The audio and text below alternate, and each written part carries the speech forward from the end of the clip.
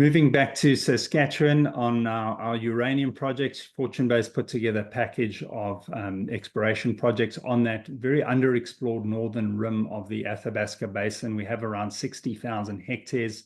Two of the more advanced projects where we completed some initial work have gone into an option agreement with Aero Energy, where work is actively ongoing.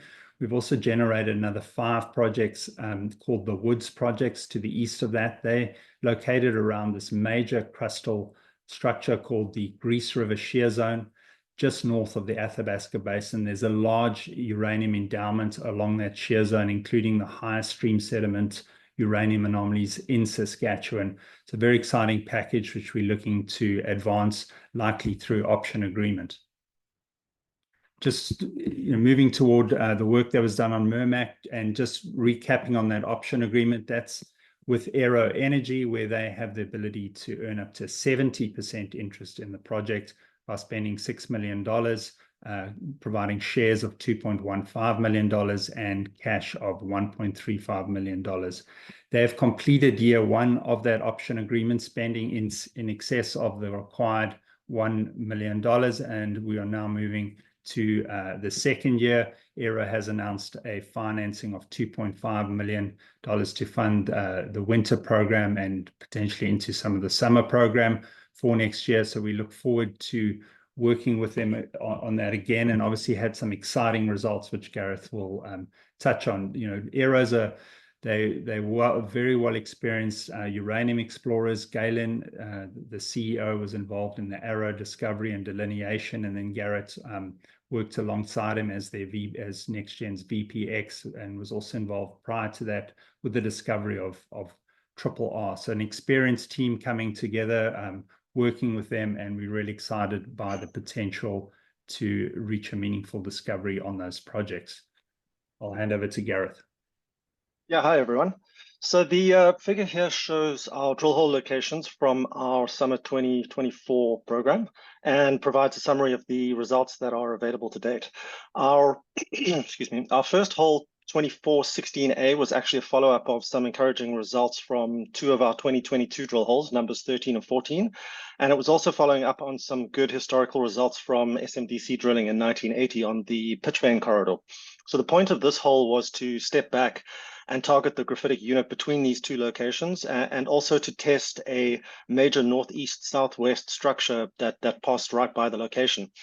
So as you can see in the results, we didn't get what we were hoping for, but there is definitely a sniff here and there. So it does appear as though there is some sort of larger pervasive mineralizing system at this location.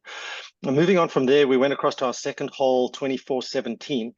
So this hole targeted the intersection of a uranium-bearing cross-fault with the Howland conductor. And this was where we hit our most significant intercept to date with 0.3% U3O8 over 8.4 meters. Nice and shallow with some very high grades of up to 13.8% in shorter individual samples. So because of this result, we immediately changed up our planned drill program to include more follow-up at this location. And we drilled another 3 holes here, including a steeper down dip hole from the same pad, and then 50-meter step outs to the northeast and southwest. So 2 of those holes, 18 and 19, both intersected elevated uranium in the graphitic unit. And we're still waiting for the results from hole 20, but there was a sniff of elevated radioactivity in the graphitic unit in that hole. So we're expecting a similar result from that. The remaining drill holes 21 to 23 continue testing targets, and we should have the results for these in the very near future. But if we move on to the next slide, I'll talk a bit more about this hole 17 and why we're so encouraged by this specific result. The core box photo below shows the entire mineralized intercept from that hole 17. From the top down, it starts with that reddish brown unit. It's a hematized quartzite, really hard, resistant rock with intermittent mineralization up to 1.3%. That then transitions into the underlying darker rock, which is a really soft, heavily faulted and fractured, very graphitic peelite. And we mentioned some of the highlight assays, but what's actually interesting here, and you can see it if you look closely at the core boxes, at the red number, the red marker pen numbering written on the boxes under the core, that number is radioactivity in counts per second. That entire 8.4 meter intercept is continuously elevated throughout. Sure, there are some individual much higher elevations, but what it does show is a pervasive hydrothermal mineralizing system interacting with this entire intercept directly at the competency contrast between harder overlying rocks and underlying heavily structured graphitic rocks. And why this is interesting is that the historical exploration in this area all focused on beaver type mineralization. That is fault-hosted uranium in quite resistant granitoid rocks. And the exploration was all driven by surface prospecting with handheld scintillometers.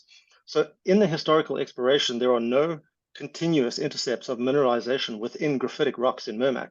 So we have found a small example of exactly what we're looking for and targeting on this project, and proved that our exploration approach here is valid. And this is something that wouldn't have been found or targeted during historical exploration. If we can jump onto the next slide, I'll summarize why that is. So our exploration target in Mermac, again, we're not looking for beaver lodge type mineralization here. We're looking for these higher grade unconformity associated deposits, and specifically the basement hosted portion of that, like Triple R and Eagle Point. This type of mineralization can extend for hundreds of meters and up to 1 kilometer into the basement. At Triple R and Eagle Point, the overlying Athabasca sandstone has been weathered and stripped off, and the deposit subsequently being covered by overburden and till. And this is exactly what we're looking for at Mermac. These softer graphitic units bound on either side by more competent rocks have been scoured off and negatively weathered to produce very steep-sided valleys that are infilled with overburden and shallow lakes. So prospecting over these with a handheld scintillometer just wouldn't have worked for finding a deposit underneath overburden. So this leaves us with over 30 kilometers of strike length of these graphitic rocks that haven't been properly explored during historical work. And another point about these deposits is that they form in lenses that are irregular, and they very frequently swell and pinch, and they form intermittent pods of mineralization that are not necessarily continuous. So the fact that we didn't get what we were looking for with 50-meter step outs from hole 17 at Howland absolutely does not downgrade this location, and we're very excited about more follow-up there.